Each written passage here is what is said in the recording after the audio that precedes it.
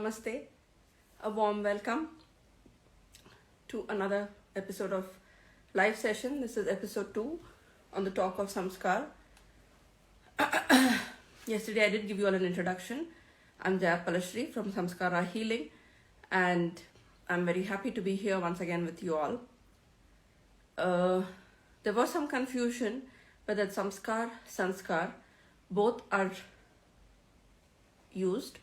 In Sanskrit, it's written Sanskar, whereas otherwise it's in Samskaar, which means the same. Samskar is something which is the rites of passage, which is very much there in our traditions all across India. Depending on which part of India we're coming from, each part have their own respective ways of doing certain customs and traditions. So, but some basic ones are there. And though there are umpteen number of samskars and which can be followed and to be done, there are 16 which is important, and it's also written down, the 16 samskar, and I'm talking about it. I will be giving short snippets about the samskars and giving little bit. I don't want to make it boring for all of you.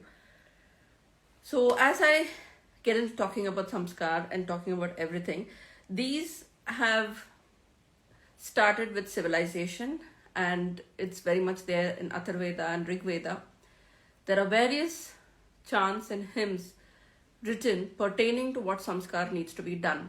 So every transition and every important milestone, a samskar or a ritual is done for bringing it and making it an auspicious event in a moment.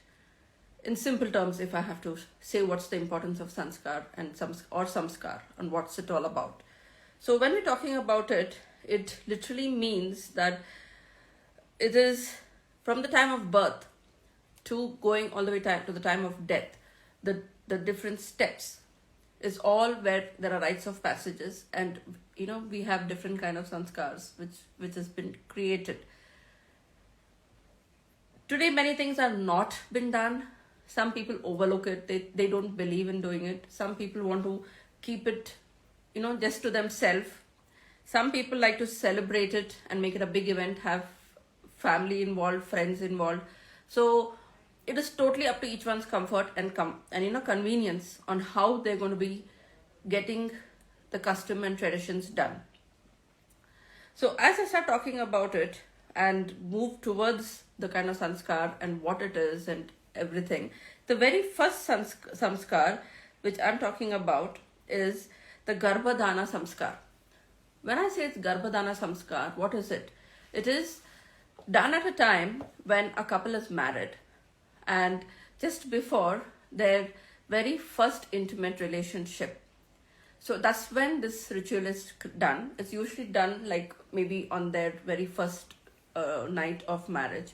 And there is a ritual which is to pray to the divine that that through this intimate relationship that there is a lineage which is going to continue, and there's going to be children born to this blessed couple.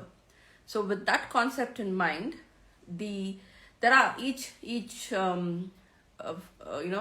culture have their own way of doing it, and some people have they make it like a game. Some people do it as a very formal traditional puja kind of a thing. So I would say more it's got to do with the region and what's more comfortable and what's been going around in that region is what gets inculcated into the family, and it's continued. Over time, some of these things are modified and simplified. For a newlywed couple, it does get embarrassing to sit and go through certain traditions and rituals, for which a lot of things have been toned down and simplified. So there are a lot of things that's been done. But in simple, why is it's done? It's done to bless the couple that they have healthy children and a lineage to continue. And that is one reason. And another thing, to bless the womb, because the womb is going to be the creator of that love, which is going to hold that love and birth the offsprings. So that's why it's called this is my take. That is why it is called the as to what it's been named as Garbha Garbhadana. So you're praying to the womb. It's so beautiful. There are a lot of womb blessings which happen all across the world, and this is very similar to that if you literally look at it, because Garbhadana is you literally blessing the womb and preparing the womb to move into a position so that it can hold fetuses and bring offsprings into this planet. So it's a beautiful ritual. That's one rites of passage in simple terms, which I really love. I love because womb blessings and womb healing is so important. And I've personally conducted womb healing workshops during full moon, and it's so important for women to do it. It helps them to purify and cleanse their womb. And I was so happy to read about it here, and that's why I'm smiling and even having a laugh in my talk, because it's there in our very testaments, our sacraments, and sometimes we just kind of push it aside and we don't kind of look at it. I really loved reading it, and I'm happy to share this with you all. So that is one, the very first Samskaar. The second one is interesting, and it is celebrated in different ways all across. What it is called is Pumsavna. Pum means it's a soul or the pure spirit, and Savna is the ceremony or the rites that's being done. So in certain places it's called Srimanta or Simanta. There are various names that come to it, and there are many names to it. So I'm just taking out two names and giving. I don't want to bore you with the names. So this is done usually once the fetus starts to move and the fetus is developed and it's reaching the stage where it's about the process to kick and move around in the womb. So that's when this is done. So usually it's done anywhere between the 7th to the 9th month. Again, it varies from place to place and how each person chooses to do. Various kind of ceremonies are done where they bless the to-be mother and the fetus so that a healthy baby is born. It could be the male offspring or the female offspring, whatever it is. The point is that you have a healthy offspring. So this is one another important rites of passage which is done, and it is done in all across India, and it is done in different ways and in different patterns, but nevertheless it is celebrated. And this is a time where people love to call their family and friends, and they make a big event about it, because you are celebrating life. You are rejoicing that there is a soul who's awaiting to be born. So it is a beautiful ritual to be doing. And so this is one thing done. One thing which caught my attention is I read that in some places they do a yagna, and when they do the yagna, they take the banyan leaf, and from the banyan tree the leaf, and with that there is a certain procedure done, and depending on what kind of a child you wish for, you need to put the thing into that like right or left nostril.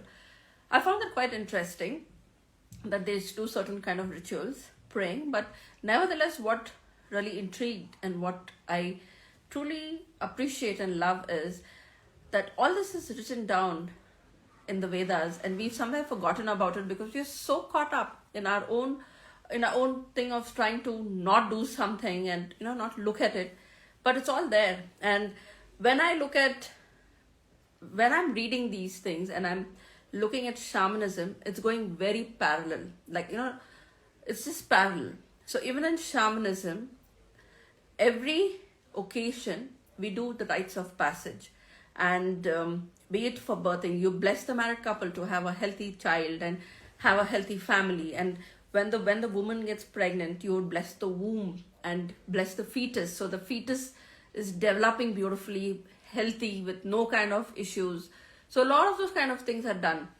And there are what is truly appreciating is through this whole process there is even hymns written so that there's no miscarriages, and there's also that there's a healthy child born.